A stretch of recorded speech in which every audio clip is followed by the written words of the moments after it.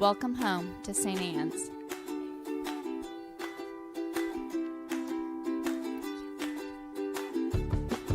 We want you to know that you're welcome to join us at 10 a.m. on Sundays. Please be sure to hit subscribe to receive our sermons. We can't wait to meet you. All right, in true form, I'll try and address our gospel a little bit, and then we'll get into the questions that you guys have been asking lately. I love this gospel because I think it's so classic Jesus and so classic the disciples. So they're scurrying around trying to figure out who is going to be the favorite, right? Who's teacher's pet, right? And they all want to know who's going to be the favorite. And so they go to Jesus and they're like, okay, so can we be your favorites? And he's like, aw, that's cute. And he does it like the language is like, oh, that's cute. Look at you being all cute. And then he proceeds to explain to them, like, so that's not really how this works. And then I love how he goes to them and he says, you know, those crazy Gentiles, those people over there, they do this. I'm so glad you guys don't do that. And they're like, yeah, no, you're right. We do not do that. Yes. So he does kind of a reverse psychology thing on them to get to kind of correct their behavior about their obsession about who's favorites and who's not favorites, and so he kind of turns it around. I think it's a beautiful image because it's probably one of the best ways for us to learn anything about. It makes it safe for us to be corrected in our behavior. When somebody comes to us and they're like, I'm so glad you don't do this, but I know that there are people who do this. And isn't it ridiculous that they do that? And we're like, oh, yeah, I definitely don't do that. And then we're like, oh, I totally do that. But it's a great way to be corrected. And so I love how Jesus does this here. So that's kind of our gospel. Woo! Sermon 1 done. Okay. So some of you may recall that a few weeks ago, even my husband was like, aren't you done with these questions yet? So here's my goal. My goal is to finish up in October because in November we'll start gearing up for Advent. So I will do my very best to hit all the things that I can hit. And if I didn't hit your question, pull me aside and we'll talk about it. So we've been doing kind of a group of questions. What are the things that you really want to know, the things that you really want to ask, but you don't feel comfortable asking, that you're worried about asking them? And you guys went for the jugular, which I appreciate. You guys didn't play it safe, like, so what's up with the colors that you wear? Nobody asked that. Crazy, right? You guys went for things, so what about evil? So today's theme is, what's up with evil? Yeah, this is going to be fun. This is going to be super fun. What's up with evil? Okay, so before I do this, I always preface this with three things. One, first and foremost, and this is true for all sermons all the time, is the introduction into a conversation. So these are my thoughts. These are my beliefs. We're going to go with the theory that I'm educated in this, and I've spent some time thinking about it. That's cute. But I am. So you might not think it, but I am. But they're my thoughts. So there are going to be things that you're like, yes, I completely agree with that. There are going to be things that you're like, no, I don't. And that's okay, because that means that we've started a conversation. It means that we're starting to think about it. And that's what this is really about. That's what sermons are really about. They're really about breaking open Scripture and us figuring it out. What does this actually mean for us? So that's one. Two, so when we do this, when we come to a decision in the Anglican Church, we do something called the three-legged stool, which is really not a three-legged stool because it's hierarchical. But stools are fun. That's cool. They got 3 legs, so it works. But one, we look at Scripture. We have a decision that we're trying to make. So you're not really sure what you think about this issue. You're wrestling with it. So what does Scripture say? When you go into Scripture, what does that look like in there? And one of the things that we're going to talk about today is how Scripture doesn't agree on evil. And we'll get more into that Scripture piece soon. But Scripture is not a dead set tome here, follow these things this way. It doesn't work like that. It's a little bit more complicated. So you're going to look at Scripture. What does it say to you? You're going to look at tradition. What do the theologians, the people who have come before us, what does tradition say? Because believe it or not, there have been some brilliant people in our history who have wrestled with these things. We're not the first people to wrestle with some of these things. So what do they say about these things? And third, use your reason. God gave you a brain. Heaven help us, let's use it. God communicates through the world around us, through science, our experience. God is still talking to us in all these different ways. These are all ways that God communicates with us. So what does your reason say? What does your experience say to you? So when you come to a decision, we're going to look at all those different things. Okay? We're good? Third, and possibly most important, is something called the via media. And that, it means the middle way. And you guys are all getting really sick of my going through these 3 points every single week, but I'm going to do it anyway because it's really important. The via media is the middle way, and it means that no matter where you stand on an issue, there is room at the table. So when you go to an Episcopal church, there are going to be people who believe this about that. They're very, very conservative. There are going to be people who are extremely liberal, and that's okay. And you're probably going to land somewhere in between. And that's okay. That goes along with, these are my opinions. It's okay. We are all people of God, and there's room at this table. We do not have a strict set of dogma that you have to follow here. Just wrestle with it. Okay, so what's up with evil, shall we? Let's introduce evil. Because this is where atheists, I love atheists so much. They're so cute. They come to Meg at a wedding reception where she's trying to drink scotch and, just enjoy that we just survived a wedding because they're tough. And so at some point, an atheist comes to me and they attempt to convert me to atheism. And I'm like, oh, that's cute because you think I've never wrestled with this before. That's darling. But what they always go for with the jugular, because what we always wrestle with is evil. What's up with that? What's up with, so I'll go through some of the questions because that was one of your big areas. What's up with evil? And when I worked in a hospital, this was always something that people wrestled with when they're wrestling with faith is, if God is so great and God is so good, what's up with the evil thing? And so that's something that we all need to wrestle with. And I think it's one of those things that we don't want to wrestle with because we're afraid that the atheists are going to get us. And we're like, oh God, what if they're right? And that's scary, which is why we wrestle with these questions, because when we wrestle with questions, we realize what we actually believe and what we actually think, and you will come closer to your faith through the wrestling, through coming through those dark moments when you're not really sure that this is all true. And if you haven't had those moments, talk to me later, and we'll talk about what those moments look like, because you need to have them. Okay, so some of our questions. Why would a powerful God allow horrible, bad things to happen to innocent, good people? Right? I'm pretty sure there's a song about that. This is one of my favorites. We'll get to this in a minute. Should Judas be as vilified as he is? Isn't he just performing a necessary role in the resurrection story? Without a traitor, is there a crucifixion and resurrection? I know, right? And you're all like, what? Is it true that natural disasters and bad things happen are the work of the devil? Why does God tempt us with things we know we shouldn't do, thoughts we shouldn't think, and places we shouldn't go? So, we're going to talk about evil. Okay, so first and foremost, when we talk about evil, we talk about it as this big umbrella thing. We talk about Satan and the devil as this big umbrella thing. But you have to break it up a little bit because we come from a place of all sorts of different beliefs about those things.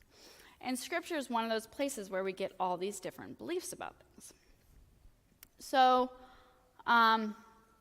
first question, whose fault is evil? Because you got to figure that out first. And that question is kind of in these questions, right? Who's to blame for this? Because we're humans. We want to make sure that we've got this whole blame thing figured out. Who's to blame? Is it God doing this? Is it the devil doing this? Is it us? We'll get into that later. because that's where Meg lands. But we'll get into that in a second. Okay, so to figure that out, we've got to figure out our definition or our beliefs about Satan or the devil. Now, there are several different views. So in Job and in the Old Testament, the devil or the Satan, and it's pronounced the Satan, by the way, not Satan in the Old Testament, he works for God.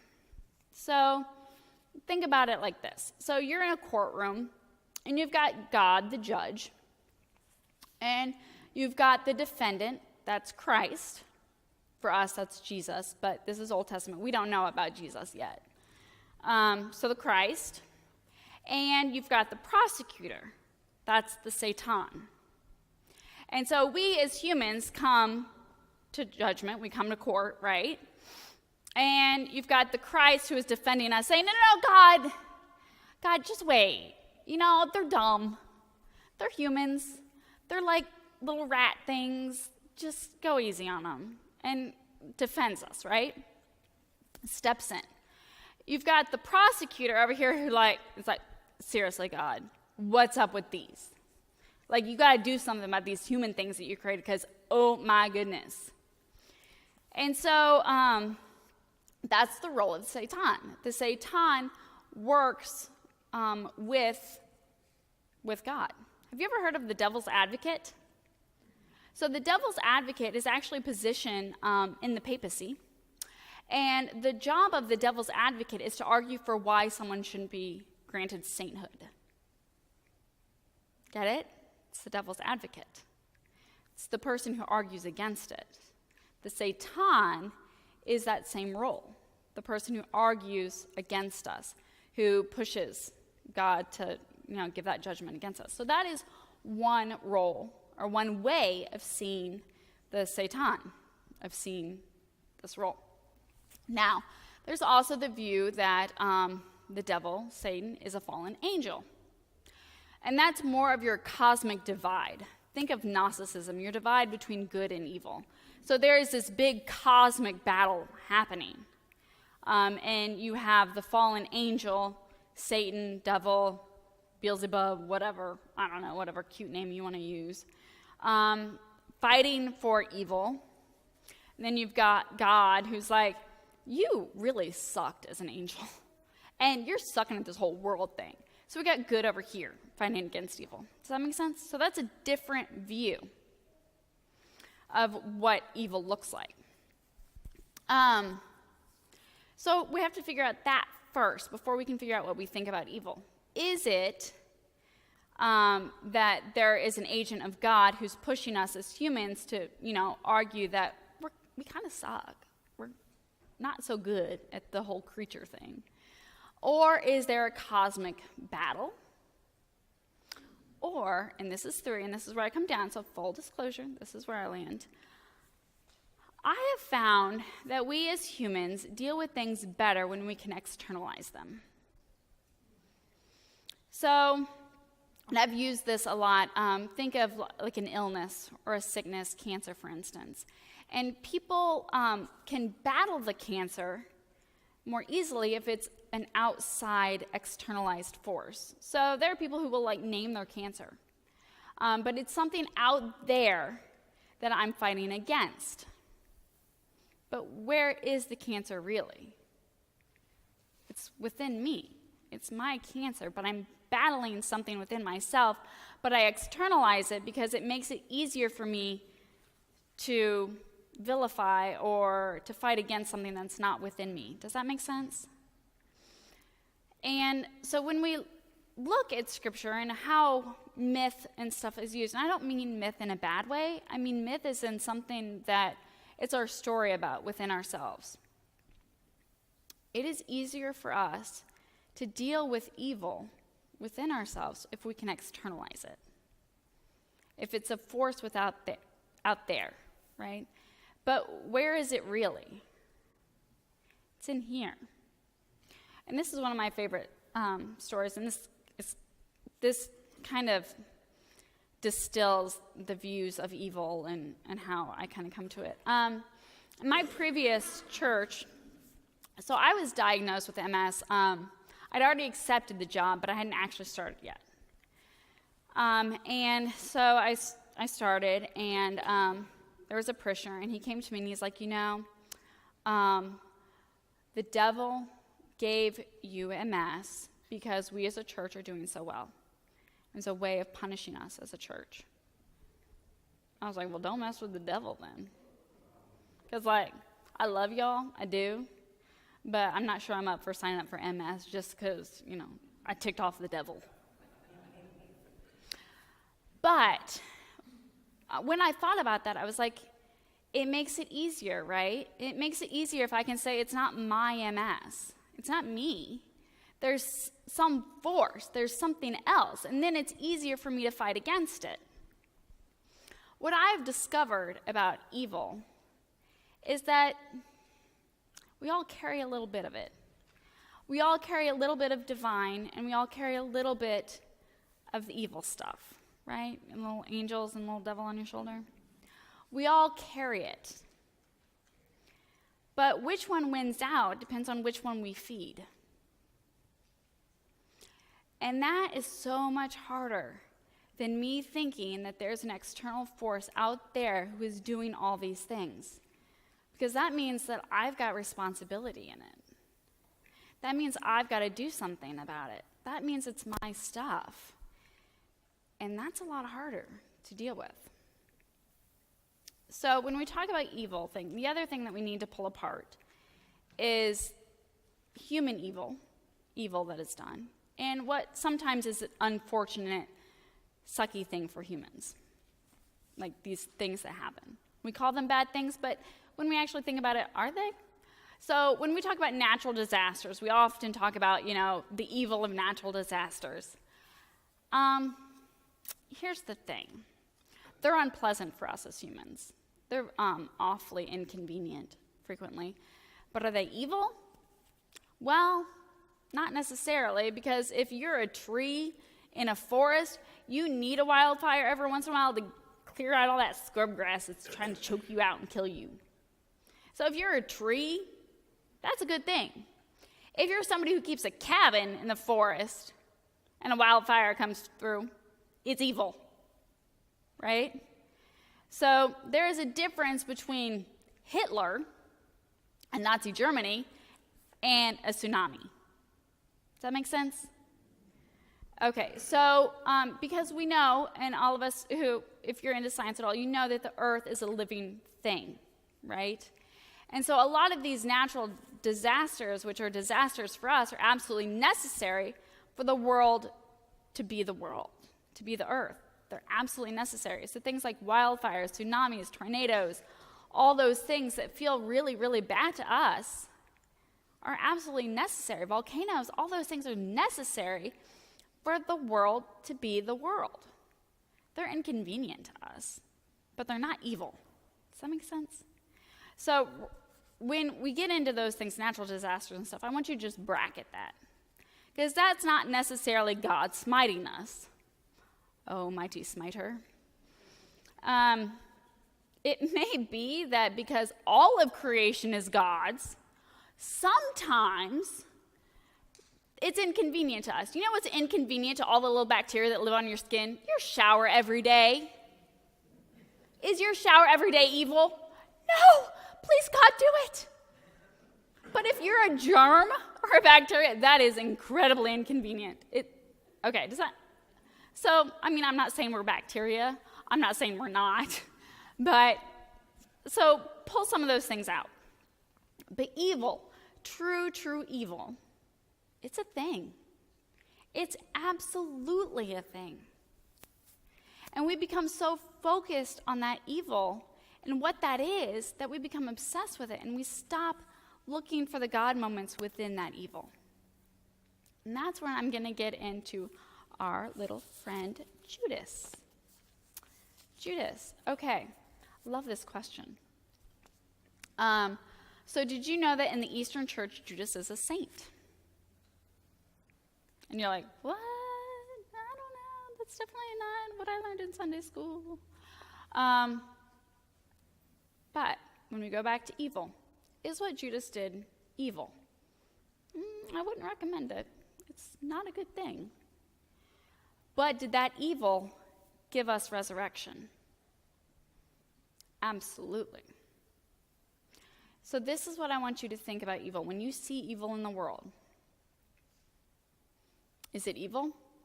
Absolutely. Sometimes it is.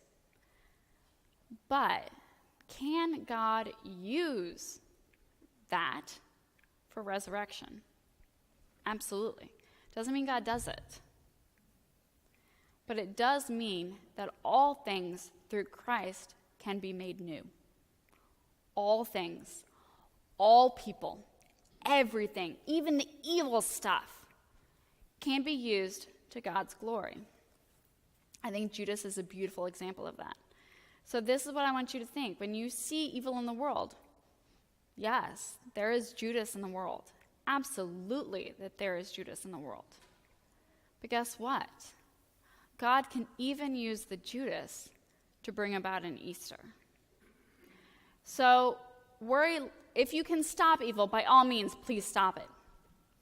But sometimes we can't, because that evil is not necessarily ours to control. Sometimes it is. In which case, we take responsibility for it and try and fix it. We feed the good as opposed to the bad, because that's what wins. But sometimes, instead of focusing so much on the evil piece of it, start to look for how you can work within the God stuff in it.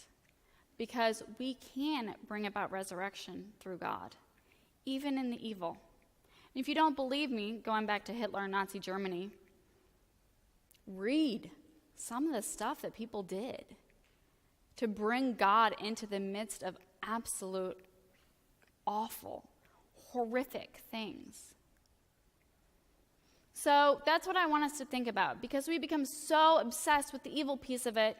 And yes, there is evil. There will always be evil because there are humans. And guys, we are capable of a lot of horror and evilness. But you want to know what else? We are capable of amazing, amazing things, glorious things, where we bring God's light into the world. So, when you see evil, look for God.